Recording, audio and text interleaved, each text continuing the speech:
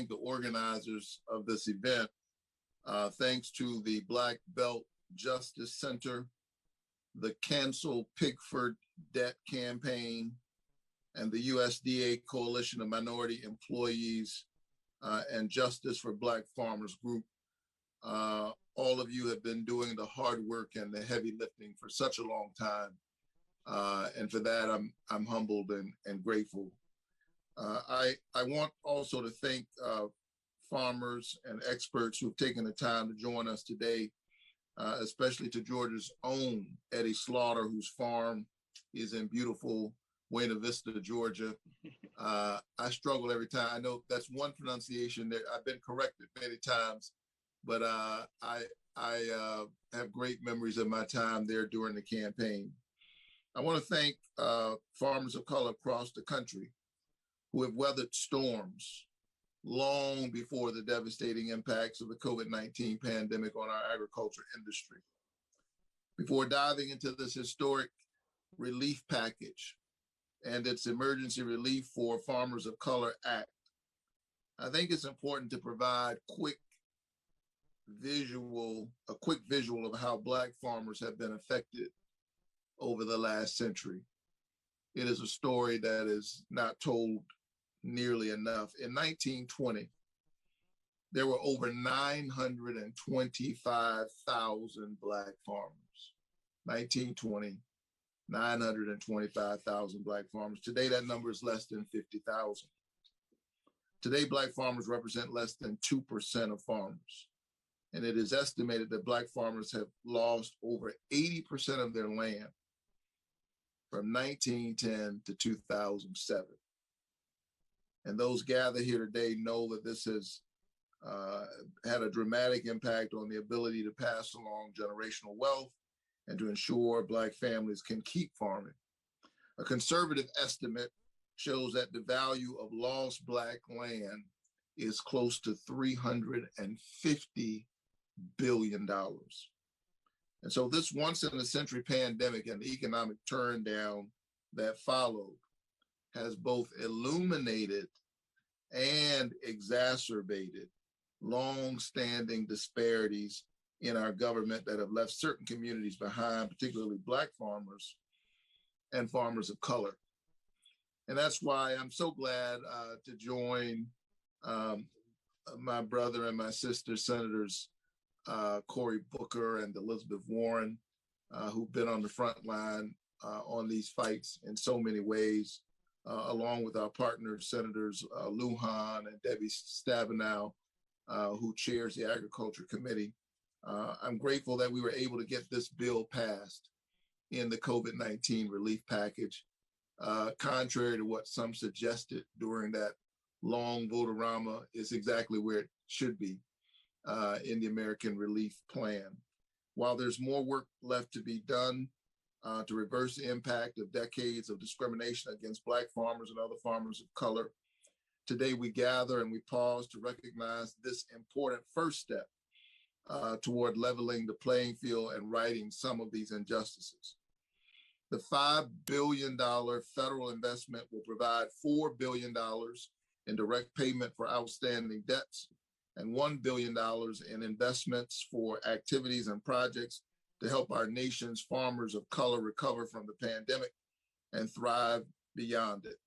The Emergency Relief for Farmers of Color Act begins the process of leveling the playing field for farmers and farming families of color to help them not only recover from the devastation of these crises, but to give them the tools and the assistance to thrive after years of suffering. And for that, we can't get relief directly to farmers quickly enough. The passage of the American Relief Plan will make a profound difference in the lives of these farmers in every corner of the state of Georgia and all across the country. Let me be clear again, this is COVID relief. And when it comes to ensuring that the federal government is working for all farmers, there is no time to waste. In addition to helping our country's farmers, this legislation helps the rural communities that surround our precious farmland. That is to say that by helping Black farmers and farmers of color we support rural communities and the communities in which they're located. And so that investment has the ability to lift all of these communities and to provide them crucial support and crucial infrastructure. As a voice for Georgia in the United States Senate, as chair of the Senate Agriculture Subcommittee on Commodities, Risk Management, and Trade, I am proud and I will continue to be a champion for agriculture, as well as my state's continued leadership and innovation at the forefront of our nation's agriculture industry. All farmers need and deserve a seat at the table, and this legislation moves us in that direction. Thank you so very much for joining us today. We're going to do everything we can to try to get this right for farmers of color and to make sure that this relief is allocated swiftly, transparently, and equitably. And with that, I'm happy and proud to turn the microphone over to my brother, Senator Cory Booker.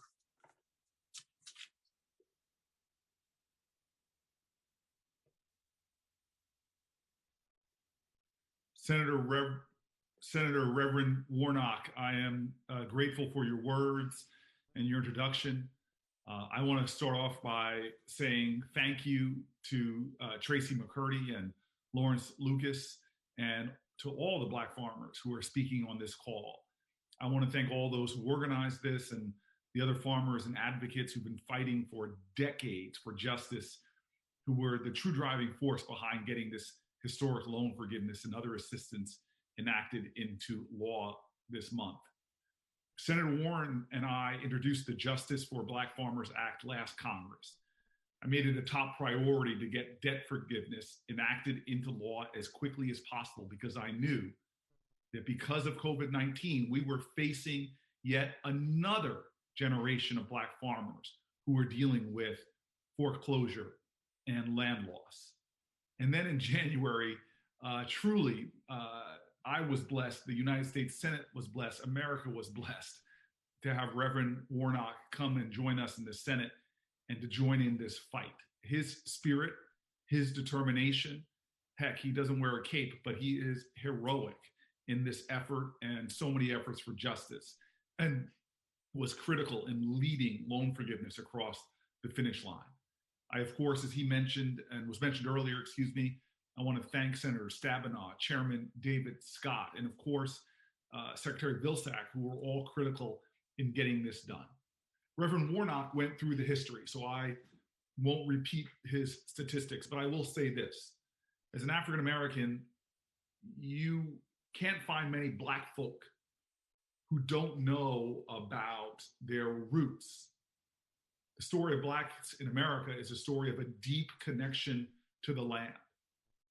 From the wealth of this nation that sprang forth from our agricultural might and land that was worked by slaves, to the history of sharecropping, to Blacks who owned so much land, for a million African Americans. My grandparents graduated from HBCU focused on agriculture, University of Arkansas and Pine Bluff. My grandfather, part of the northern migration to urban centers like Detroit, where my family went, never lost that spiritual connection to the land. The stories in the Black community of that severed connection, of the forces that forced Blacks off of land that they owned, stripped them of that pride of land ownership, the overtly racist policies of the USDA, the exclusion of Blacks whole scale from programs that helped generations of Americans settle land like the Homestead Act. That history, that pain, that unfairness, that injustice still is like a festering wound on the soul of America. This is an important step. And I want to say, after suffering decades of discrimination by the USDA, the Black farmers who had somehow managed to hold on were already in a weakened financial position when COVID-19 pandemic hit. And once again, these Black farmers did not receive the help they needed and deserved from a USDA with such a history of discrimination. Of the tens of billions of dollars of COVID assistant payments that were provided by the Trump USDA to farmers, based upon USDA data, it appears that less than 1% of that money was provided to Black farmers and other farmers of color in total. So today, while approximately 13% of all borrowers are delinquent on FSA direct loans, 35%, or almost 3 times as many, Black farmers with FSA direct loans are in default and were facing the loss of their farms to foreclosure if Congress had not passed this loan forgiveness provision. This was urgently needed. This is directly related to a fairness in COVID relief. And if we did not have this program, the painful tradition in our country, the wretchedness of our land policy would have continued into this chapter. This is a day to recognize a step towards justice, a step on a very long journey that we still have to go. So now that Congress has passed this law and provided the funding to the USDA, I believe the USDA has 3 areas of priority focus. Number 1, first, debt forgiveness should happen quickly. People are holding on by threads. Black farmers and other farmers of color have had this cloud hanging over them for far too long, and loans should be forgiven without delay.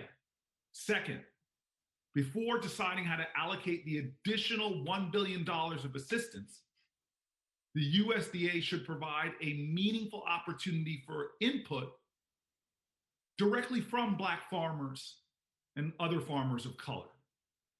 And finally, number 3, while the upcoming loan forgiveness will provide a lifeline for thousands of Black farmers, we must acknowledge that for thousands of others who suffer from discrimination, this help has come too late. And so this bill authorizes the USDA to provide financial assistance to former borrowers who already lost their land. And the USDA should make them a top priority. I want to conclude by saying that this is a truly historic step towards justice. It is that step on a long and critical journey, not just to address issues for Black farmers and other farmers of color, but for all of us Americans. We all are invested in it because we live in a nation where injustice anywhere is, as King said, truly a threat to justice everywhere. This is only a first step.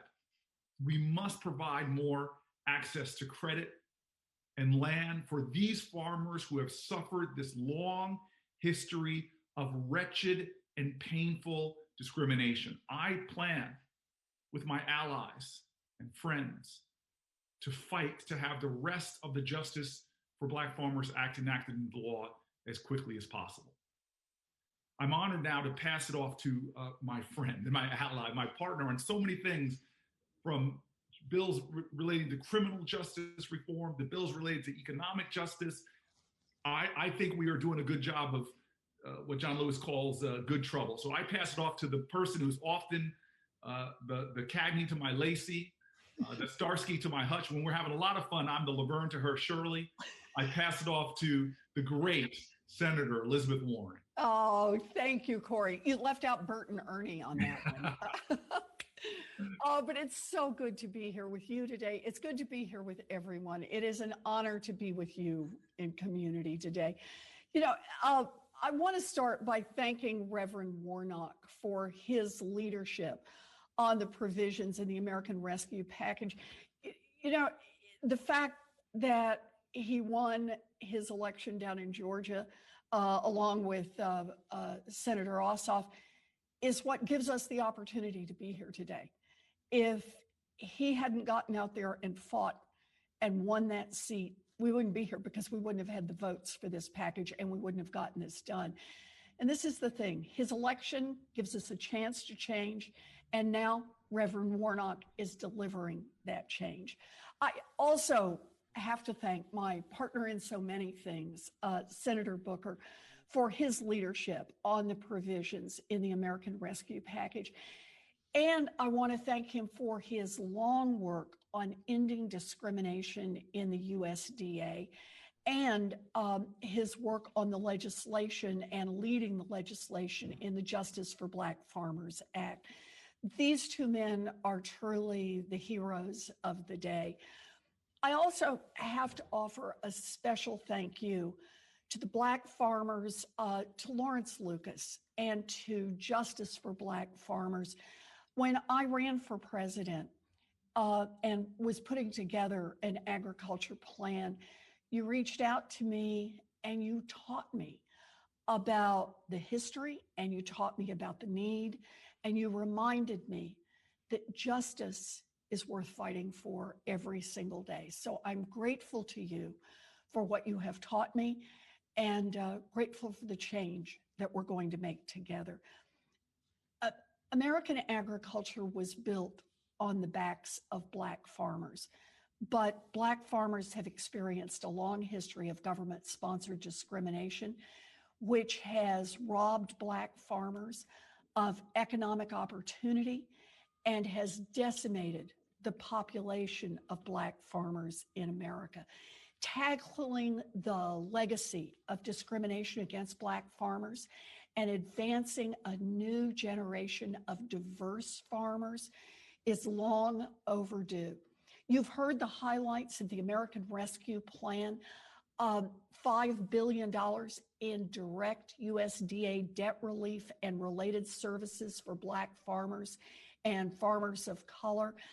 Money that will not only bring debt relief, but it will also be used for programs to help root out discrimination at the USDA and provide funding for HBCUs to expand their agriculture research.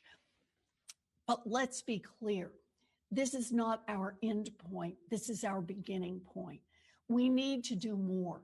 We need to do more to restore Black farmland. We need to do more to create economic justice for historically marginalized farmers and ranchers.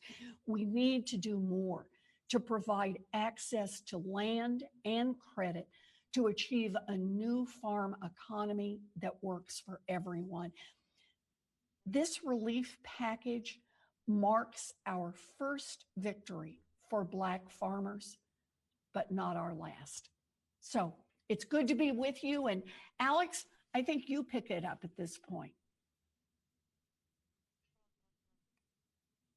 Great. Thank you, Senator Warren. Really appreciate it.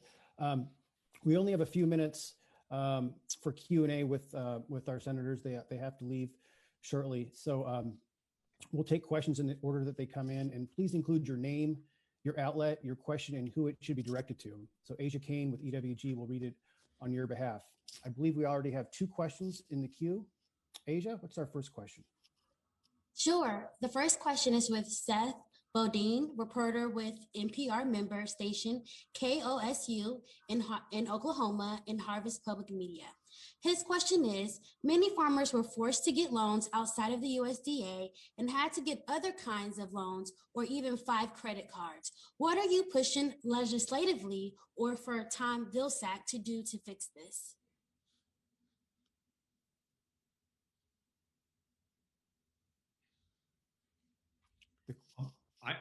I could take that. I don't want to jump in, but I'll go ahead. So number one, there's a number of issues in the Justice for Black Farmers Act that could help farmers who already have debt get credit at better rates, where they could refinance many of these loans, get out from under the private loans. Number one. Number two, we're looking for a lot more resources. Period, where Black farmers are able to get grants to participate in other USDA programs that helps them bring new revenue streams. So there's a larger vision for both Black farmers. And frankly, as Senator Warnock and Senator Warren both know, there's a vision for American farming in and of itself. We have a crisis in American farming, that this corporate consolidation we see going on, hurting ranchers and farmers, the horrible systems in America, like the tournament system that drives so many people into unconscionable debt. We have a larger agricultural agenda to help a lot of farmers who are in economic distress. So from the Justice to Black Farmer Act to a lot of the other things that we're doing, and I know I've got two incredible leaders that are going to help lead the charge in the next ag bill. We have got to take a look at the crisis for independent farmers all across America, the corporate concentration that is so crippling American farming, where the farmers now get such a fraction of the dollar, far less of the consumer dollar than they got just 25 years ago. And so our efforts are going to be comprehensive, that will affect specifically Black farmers, but a lot of other farmers in America that are in crisis as well. Senator Booker, I have a follow-up question to that. How would we fix our subsidy system to level the playing field between white and Black farmers?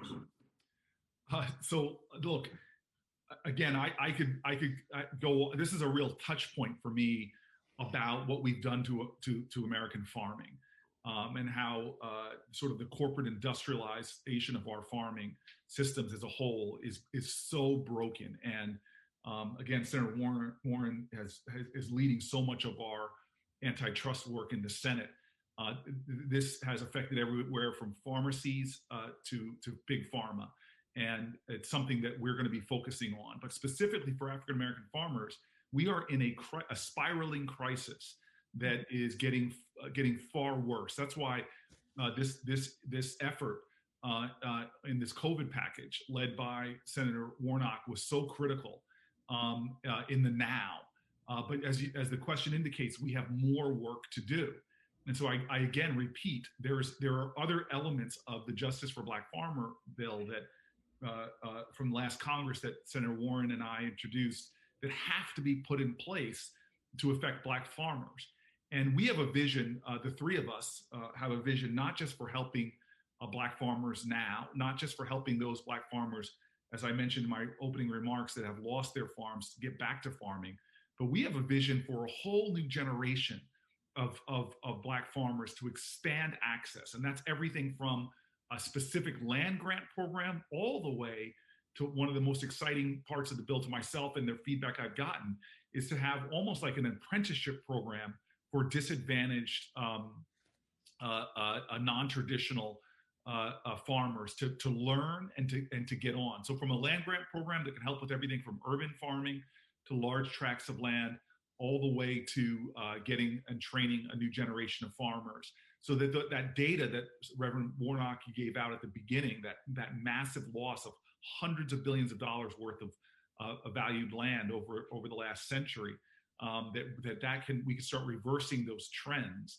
where Black farmers are a percent of the overall farming force in America that reflects the population of Black people as a whole. Can I just add to what Senator Booker said? He's covered basically the right approach, but I just want to draw a line between these.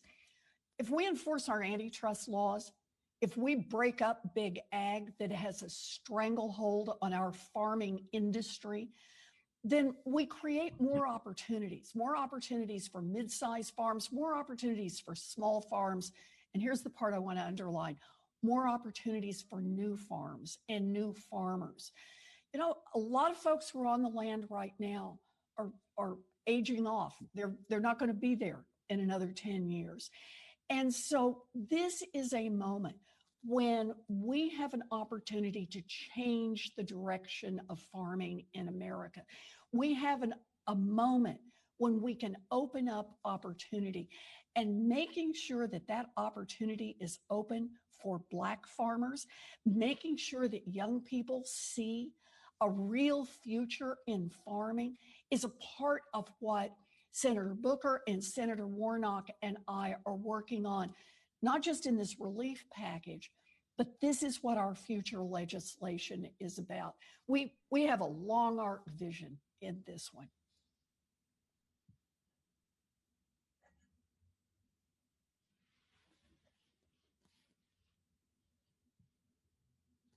Thank you, Senator. Asia, who's our next question from? From Megan Boynton with Bloomberg Government.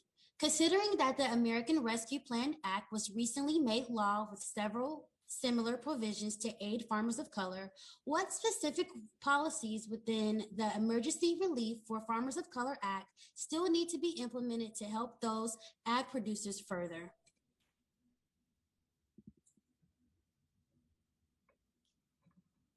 Just real quick, again, I laid out in my opening remarks what I think the next urgent 3 steps really are. Is one, move quickly, as with a lot of aspects of the of this incredible legislation. The quicker we can move, the more likely we meet the urgency and the emergency of the time. Second, it's just really important that we allocate an additional $1 billion as is outlined in this legislation. But I still just believe, and I've talked to Secretary Vilsack about this, that the input from Black farmers, as the saying goes, it can't be about us without us. We need to make sure that African American farmers are in dialogue to make sure this is done right, and that there's a vision for the field. And then finally, again, there are a lot of other key provisions in the bill that Senator Warren and I worked on in the last Congress, and now with the extraordinary leadership of Reverend Warnock, I have a lot of hope that other provisions of the Justice for Black Farmers Act can begin to get incorporated. I know all 3 of us have talked to Secretary Vilsack about what he could do. That in fact, I challenged him when he was just a nominee to be the greatest champion Black Americans have ever seen for Black farmers in this secretary role of the Agricultural Department. And I'm really hopeful that between Biden-Harris, Vilsack, and the champions we have in the Senate and the House, especially now a extraordinary ascendancy, historic of Congressman Scott to the chairmanship, African American to the chairmanship of the House Ag Committee. This is an extraordinary moment, I think, where we can make a tremendous strides towards justice. Mm-hmm. And I just want to say that, now that we've passed the legislation, it's not hands off for us. We'll stay engaged.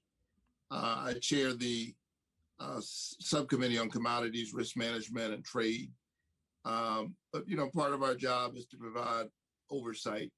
I've also had conversations with Secretary Vilsack, and he's aware of some of the concerns even raised by Black farmers and farmers of color,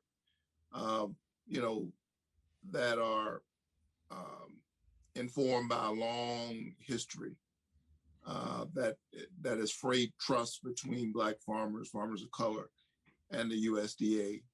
And so we know that there's a lot of work to be done to demonstrate that we're serious here and to make good on the promise. And so know that we will remain engaged and connected to see this all the way through.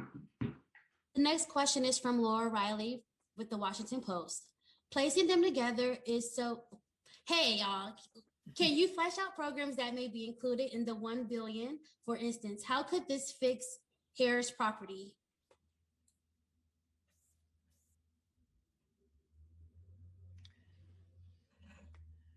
Well, I'll put a couple of the pieces to it and let the other 2 senators add in. One is that money is going to go to the HBCUs to help strengthen and develop the ag programs at those schools. When Senator Booker and I were talking earlier about the long arc, about how we both want to create opportunity, by breaking up big ag, creating a better opportunity for mid-sized and smaller farmers in America. But it's also on the supply side, more young people brought into agriculture. And part of what this money going into the HBCUs is it will help sponsor research about farming to help small farmers, sustainable farming. But it also gives more young people a chance to try their hand, a chance to come in and talk to people who are in agriculture and to see agriculture in its 21st century role. So that's going to be a part of it. The question on heirs property, this is a tough one, but the $1 billion it's an open-ended to try to determine how we can better address past discrimination. This is one that is worked through the courts. In the bill that I have with Senator Booker, we address this more directly through legislation, but it at least creates the opportunity to be able to reach out to more people, to get more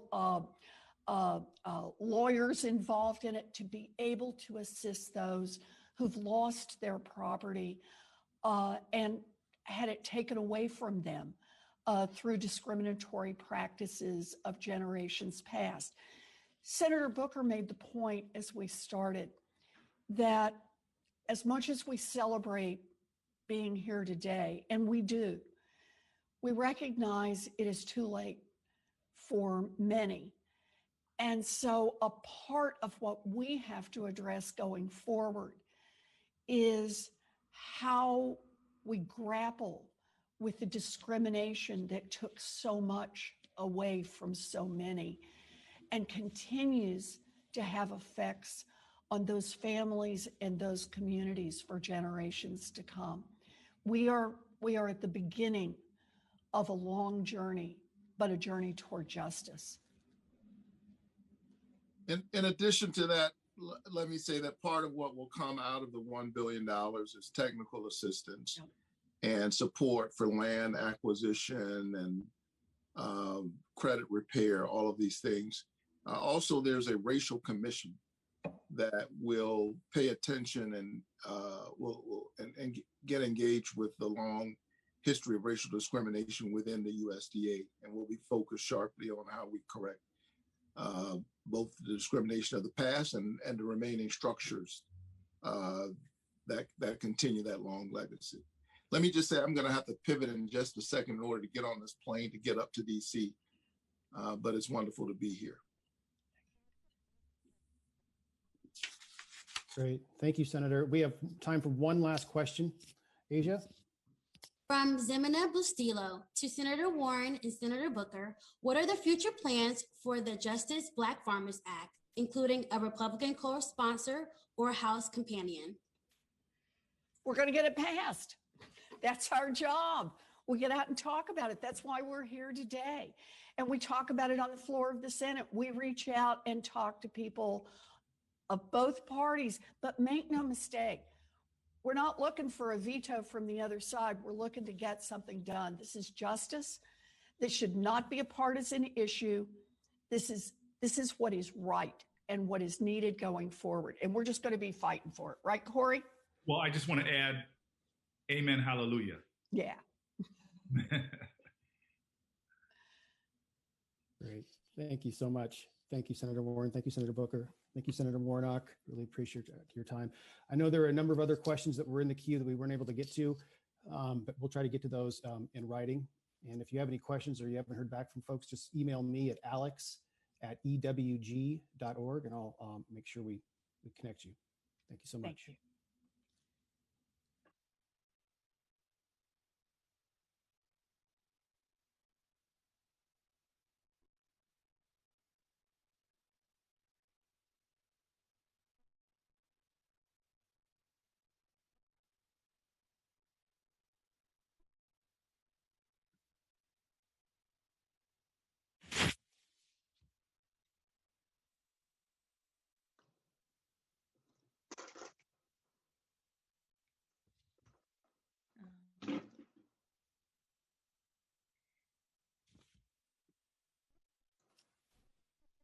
Tracy, back to you.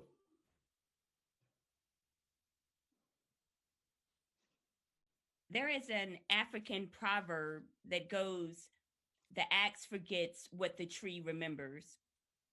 Our Pickford legacy farmers are our mighty oak trees that carry collective memory. For this portion of our press event, we will have a panel discussion with our Pickford legacy farmers. We will start our panel discussion with Miss Bernice Atchison. Miss Atchison is a farmer from Chilton County, Alabama, and a Pickford historian. So I think we're just trying to get everyone on. It's going to be a panel discussion. Hi, Miss Atchison. Miss Atchison, you testified at numerous congressional hearings and federal court hearings regarding the implementation of the Pickford consent decree. You also maintain the roster of the 6,906 Black farmers that were denied outright on their claims for recovery. Can you speak more about the devastating impact of the Pickford lawsuit on Black farmers, land ownership, and generational wealth?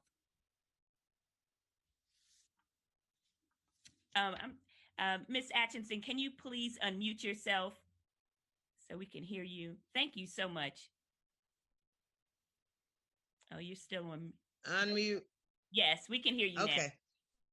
How you doing this morning, Miss Tracy? Doing great. Good to see you. It's a pleasure to be here. With the Pickford case, it has been a long, hard journey. We that are Pickford legacy farmers, we have lost so much. And I can say for myself, it has robbed me of land and wealth. It has robbed me of my best friend, my husband, my children's father. It has robbed my children of their legacy that has been in the family for more than ever since 1886. My children can no longer play on that hallowed ground. The taking of that land caused my husband an early death, and we suffered pervasively. I began fighting, really fighting, in this case in 1999 in the consent decree, where we had Pickford 1, and we didn't get any resolution in that Pickford 1 because many of us was denied entry into Pickford 1 for one reason or another. And many of us proved that we were on-time filers, but they was consistently saying that we were not on-time filers. There was many major changes in the consent decree when the farmers were not there. That was between the judge and the lawyers that caused for poor results for the Black farmers. And in 2004, Congress summoned me to testify because of the no notice provision. I had been trying to get claim sheets and election forms for the peoples in this county, and they were refusing to send them. So eventually, Congress notified me that they wanted me to testify before them in November of 2004. And because of that 2004 testimony and the proof that we were able to submit to Congress, we ended up with a Pickford 2. Congress declared that our fundamental due process rights were broken and that we had a right to be heard, but our lawyer had bargained away our constitutional right for discovery. And because we didn't have any discovery, how can you win a case? Most lawyers know that you never give up discovery for your client. Pickford 2 was born in 2008 due to the Farm Bill. And in that Farm Bill came a rider, which was NRA, Black Farmers Litigation. In 2008, President Obama, who was a senator, and Arthur Davis sponsored a rider on the 2008 Farm Bill, which gave us what we now know as the NRA Farm Discrimination Litigation, because Pickford 2 was never litigated in the court. Most people don't realize Pickford 2 was never litigated in the court. So it ended up in the NRA, which they call a new cause of action. We was given a fairness hearing September 1, 2011 in NRA, and the payout was in 2013 with more claimants than actual farmers being paid. And of course, Congress declared that because of the lack of representation and accountability, that was why we had a poor outcome in that NRA Black Farmers litigation. We have been struggling, trying to get justice for the Black farmer all of these years, sort of 22 years from the date of the signing of the consent decree. After being notified that there was 2 tracts, only one class tract was allowed to be paid in the NRA. Most people don't know that. There was 0 claim B tracts paid or litigated in the NRA Black Farmers litigation. Ms. Atkinson, okay, we're going to have to move on for the other farmers. Okay. Okay, thank you very much.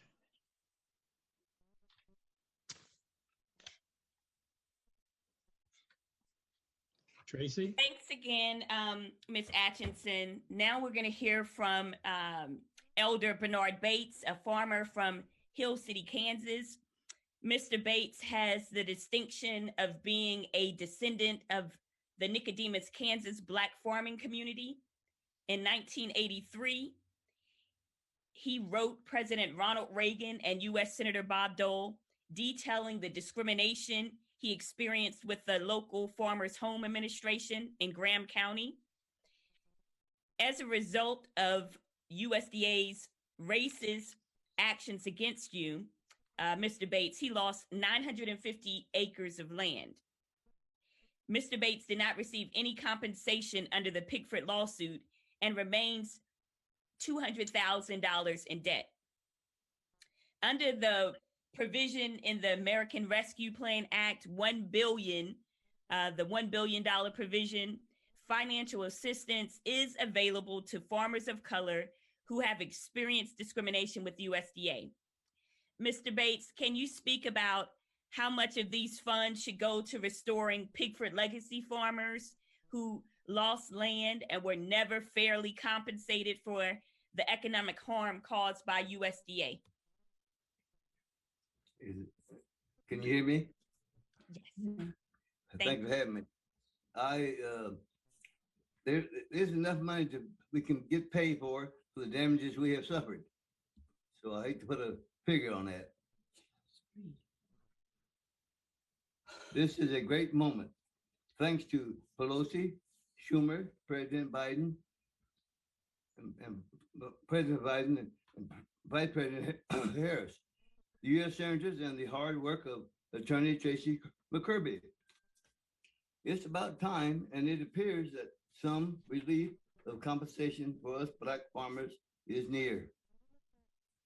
I'm Bernard Bates, 84 years old, a Pickford legacy farmer, and I have farmed in the heartlands of America since 1949 in the all-Black historical town of Nicodemus, Kansas. In 1969, my father and I purchased my grandparents' the Bates family homestead of 200 acres. This is when we were told that the Bates family was the first Black family that got a loan from the Federal Farm Land Bank in Kerwin, Kansas. Because of our Negro race, starting in 1929 with my father, we have both fought against racial discrimination for about 122 years. My battle began in 1956, and I have been continually denied to even get an application just to fill out for a farm loan from FMHA and USDA. We practically farmed over 2,000 acres. In the late 70s, my crops were destroyed due to weather and other circumstances beyond my control. I was denied an extension and therefore was foreclosed on when my 950 acres of land and farm equipment was all illegally taken from us. Wheat that was stored in our bins, they even hauled it away, which nearly killed me.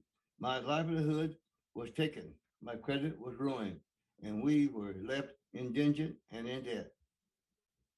I wrote discrimination letters to complaint to Senator Bob Dole and Ronald Reagan, president. As responding, President Reagan closed down the Civil Rights Office there in D.C. On the basis and status of my case, my name was used to initiate the Paper One case. I kept fighting for my hard rights and reparations, but to this date, I have not received any justice or compensation for my hard work, not even a thank you. Black farmers like myself have been treated unlawful, unjust, and illegal due to loss of land, economics, harm, mental stress, and irreparable hard work. We could never be paid what we are owed under this $1 billion provision. Financial assistance is finally available for farmers of color. We are definitely owed to some kind of relief from the United States government. Thank you. Praise the Creator.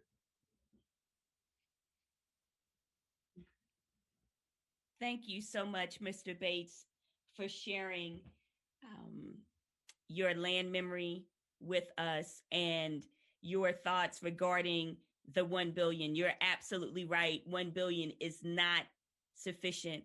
And that's why we're going to continue to fight for additional funding for the Pigford legacy farmers to restore them. At this time, we're going to speak to Carolyn Jones, farmer and executive director for Mississippi Minority Farmers Alliance. Ms. Jones, as a farmer and executive director of the Mississippi Minority Farmers Alliance, can you share your thoughts on priorities regarding the $1 billion provision to root out systemic racism within USDA?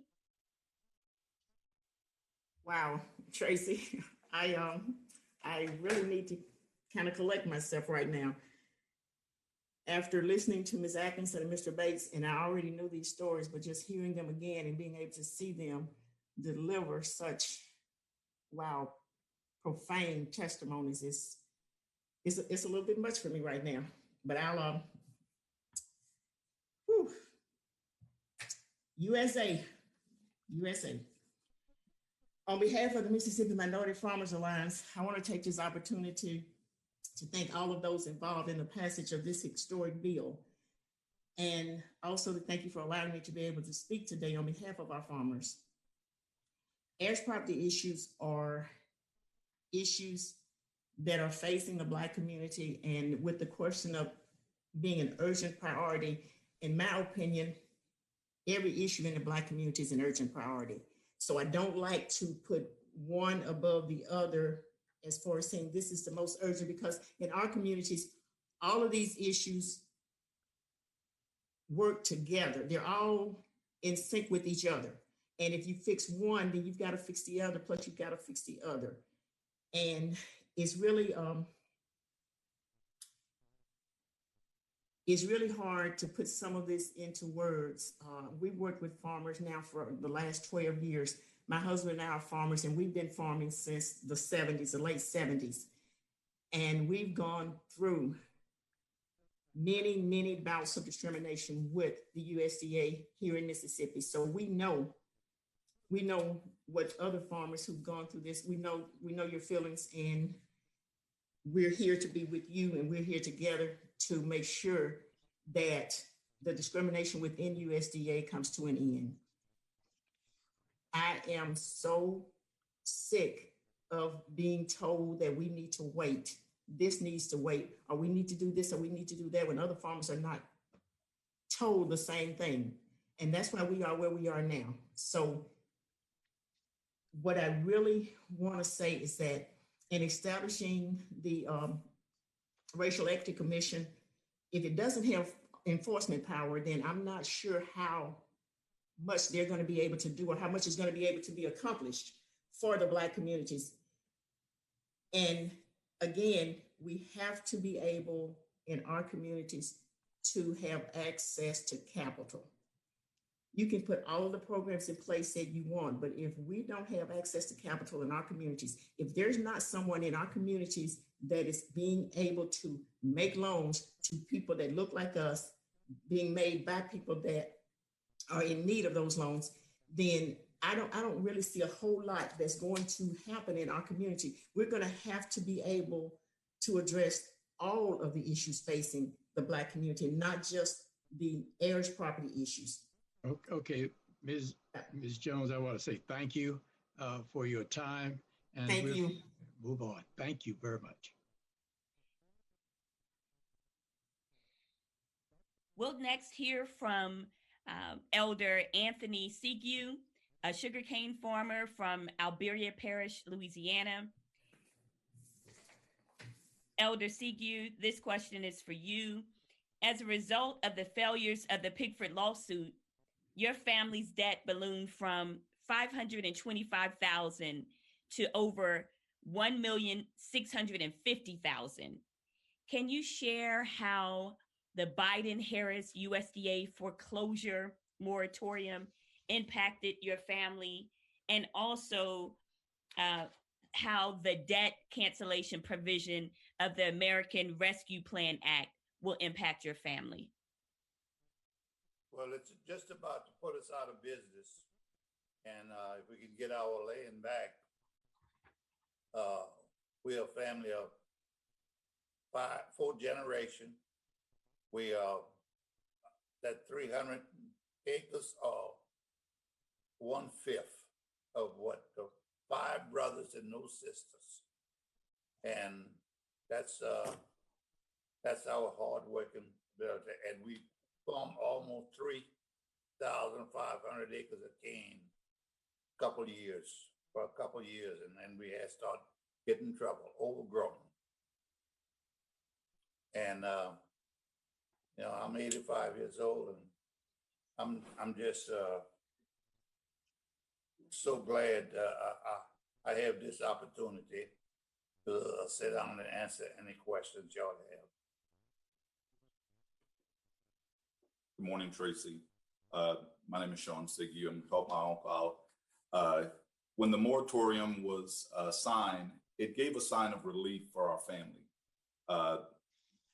After 40 years, I was a 5th generation on the sugarcane farm. And after 40 years of the unfair practices that was going on in the area, it gave the family hope again. While going through the foreclosure proceedings, it just gave a little light. The relief plan gives us the opportunity to keep the family's land with the family. It leaves the heritage for all the hard work that the family has done throughout those years, and it leaves that heritage and legacy with the family that they worked so hard for. As everyone on here knows, the unfair practices gives a heartache to these farmers who have worked so hard through their years to see them being treated unfairly when opportunities for other farmers were given and not to them. So The moratorium and the relief plan has given hope to our family again. And from our uncle, who is 85, it pleases him to see that he's still around, as 3 of his other brothers are not, to see that there's finally going to be some justice for what has happened. And we appreciate all the hard work. Tracy and Lawrence, y'all have been fighting this cause. And to the senators who provided such great leadership in the Congress, we appreciate all that hard work. And there's still a lot to do, because we want to make sure that this never happens to future farmers, and that future farmers have an opportunity to share equal practices while farming. Hello. Okay, thank you. Thank you so Mr. very much. Thank you very much. Hello. And I think it's really important to stress that the American Rescue Plan Act must be implemented swiftly, because with respect to the CUs, the Biden's foreclosure moratorium, suspended a foreclosure proceeding against the CU family. And so we want to make sure that the debt is canceled before the foreclosure moratorium is lifted. So that's really important, the urgency of USDA responding swiftly in canceling the debt on the federal level and through Washington, D.C., instead on the local level. Okay, so the next question is for Elder Eddie Slaughter, a farmer from Buena Vista, Georgia. Mr. Slaughter, this question is for you. Over 17,000 Black farmers are delinquent in their loans to USDA, ranging from 5 to 30 years. The Justice for Black Farmers Act includes language regarding the return of offsets. Can you speak about the economic devastation caused by USDA offsetting your Social Security, disability, and peanut subsidy payments? How did this impact your ability to farm over the last 20 years?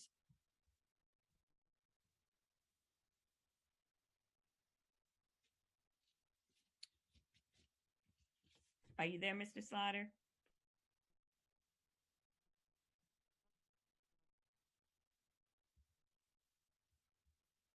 Here you go. Oh, you have to take the mute off. Yeah, mute. Oh. We're having difficulty. Y'all hear me? Hello? Okay, we can hear you now. We can hear you, Mr. Slaughter. Thank you. All right. Okay. First of all, the offset was a system that was set up for farmers that was delinquent on loans to USDA. But what they did, they took that offset and it began to be a tool to retaliate against Black farmers that participated in the Pigford lawsuit. And for 9 years, USDA offsetted my Social Security disability check for about $300 a month for 9 years. Not only that, when USDA bought out the peanut quota, and they paid all these farmers, especially white farmers, hundreds of thousands and millions of dollars, we didn't get anything. My $7,900 was offsetted. When they went and they bought out the tobacco allotment, white farmers got hundreds of thousands and millions of dollars. Ours was offsetted. Black farmers got nothing. All our subsidy payments was offsetted.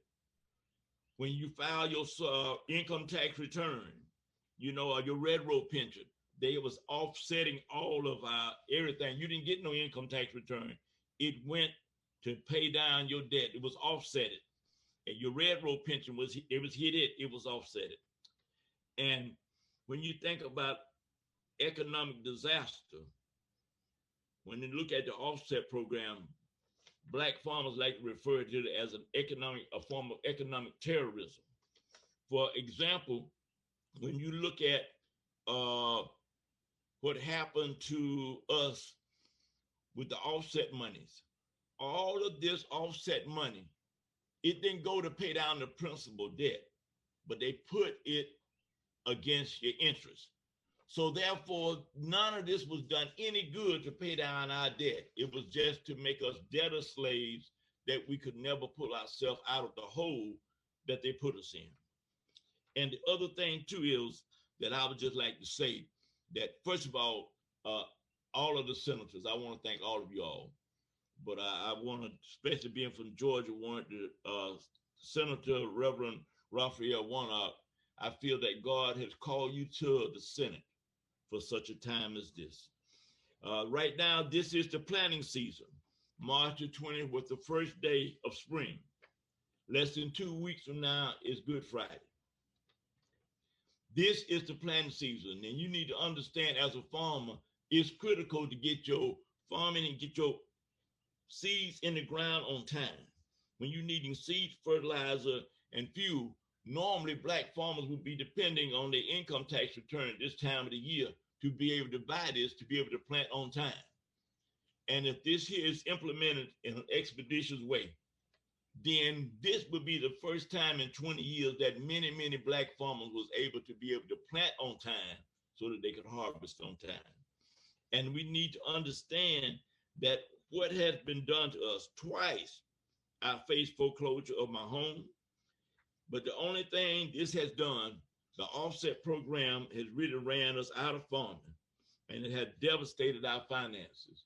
Our credit so bad that we couldn't even go in there and borrow enough money to buy peanuts. So it has really devastated us. And when you look at your roof is leaking, your credit so bad you can't go nowhere to get it.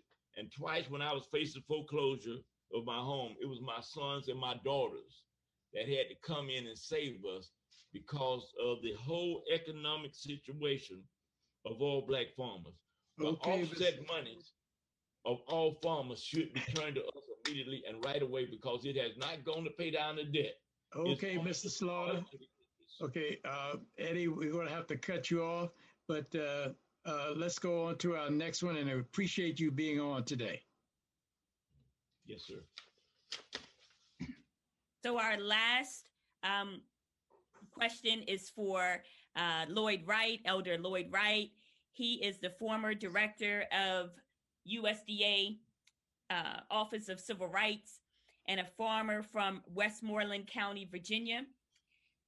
Mr. Wright, last week on a White House BIPOC call, Black, Indigenous, People of Color farmer call, Secretary of Agriculture Thomas Vilsack, stated that implementation of debt cancellation, the implementation of the debt cancellation provision of the American Rescue Plan Act would be a long, drawn-out process. Can you speak about the necessity of implementation, accountability, and transparency at USDA? As a former director of civil rights at USDA, how does these three things impact the need for systematic change that is so badly needed at USDA under Secretary of Agriculture Thomas Vilsack and his administration?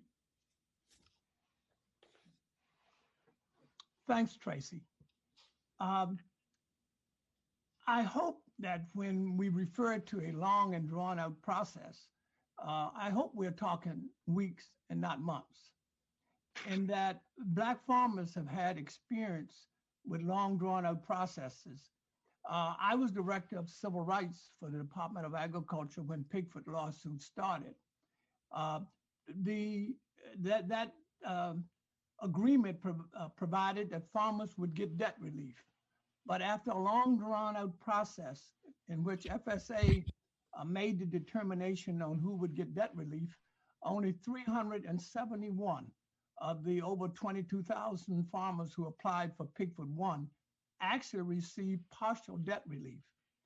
And then during the process, the attorneys advised the farmers that since they were going to get debt relief, they didn't need to service their loans and make the payments. So at the end of 4 or 5 years of drawn out discussions, farmers finally discovered that they were not going to get debt relief. Many of them had accumulated interest and penalties to the extent that they lost farms that they would not have lost had there been no Pigfoot. So I tell folk, to a large extent, Pigfoot left many of our Black farmers in worse shape than they would have been had they not been Pigfoot to begin with. So I would hope that since we're dealing with a base that we should have in our record, because we know who have loans, there's no reason for the first portion of this, the debt forgiveness, to be long drawn out, should be immediate. Now, the $1 million of support services might take longer. Hopefully, USDA is now informing their counties that debt relief is coming and that there's a moratorium on. I was back there working when there was a moratorium on in the Department of Agriculture, but people out in the field were still foreclosing. USDA doesn't necessarily have control of those field offices. So I would hope that they're doing a job right now to tell folk that, number one, there is a moratorium and the debt will be forgiven. The other thing is that, as Slaughter pointed out, this is planting season. If we don't take steps immediately to help the social disadvantaged farmers, they won't get their crop in time. If you don't have your seed, fertilizer, chemicals, and et cetera for planting right now, you're already behind the 8 ball. And if you plant late, you're not going to get an adequate crop. So hopefully, in addition to dealing with this debt relief immediately in terms of weeks and not months, and certainly not years like they did on the Pigfoot, then we need to immediately start providing the services to Black farmers, as was pointed out by some of the others, so that they can have a successful year. This could be one of the first years where farmers have the potential to have a successful year. And if they start to deal with providing the services necessary, this could happen. But it needs to happen now. This doesn't need to be long and drawn out. Okay, Lord, thank you very much. Welcome. Tracy?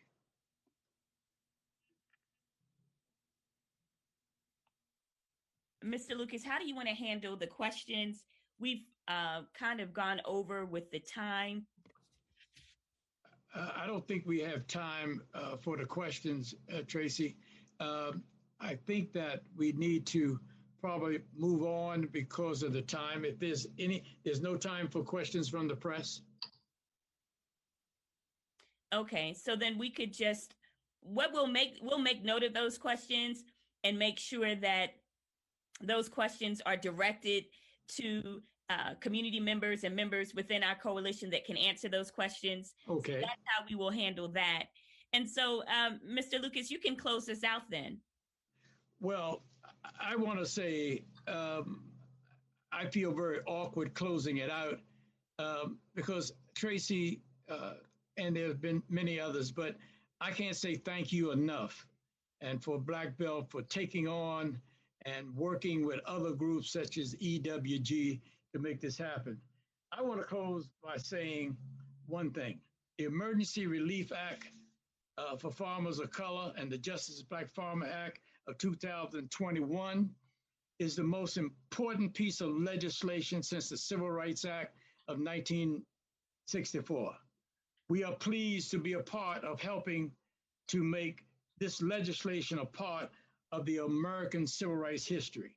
And what I want to say to many employees, women who've been abused and sexually abused and assaulted and raped at USDA, I want you to know that employees at USDA, I want you to know that you are included in this journey for justice. And I want to thank everyone who participated in this conference call. And I want to thank all the participating and all the groups that have been a part of this. So Tracy, I think that I can't close this out without you saying a few words. Oh, absolutely. Thank you so much, Mr. Lucas. I also wanted to thank the Environmental Working Group for providing allyship and solidarity and communication support for our event today. I also want to thank Bond Events for assisting us, for making sure that this press event really was centered in the lived experiences of our farmers. And I wanted to close out with a quote from Ms. Carolyn Jones, actually. let me make, I want to interject here that a copy of the recording will be available to community members. And again, these questions that have come up in the chat, we will definitely address them and respond to you in a timely manner regarding those questions. If you need to reach out to us directly, feel free to email me. Although my number is out there, you can email me at tmccurdy, TMCCURTY at blackbeltjustice.org. And so I wanted to leave and ground the conclusion of our press event with our farmer, Carolyn Jones, who's been a wonderful mentor to me. And as I shared during our planning calls, I'm deeply, deeply inspired by the tenacity of our Pigford legacy farmers, because again, the media loop is that this is something that just happened, but our farmers have been fighting for over 30 years for restorative land justice from USDA, and many of them have ascended on to the land of the ancestors without restorative land justice from USDA. So here is the quote. In the words of our late Honorable John Lewis, ours is not the struggle of one day, 1 week, or 1 year. Ours is not the struggle of one judicial appointment or presidential term. Ours is the struggle of a lifetime, or maybe even many lifetimes. And each one of us in every generation must do our part. Then this part is from Carolyn Jones. The passage of this historic bill is the coming together of many generations to seek justice for our farmers, our communities, and our future. Thanks again for participating in our press event. All right, that's it. Thank you.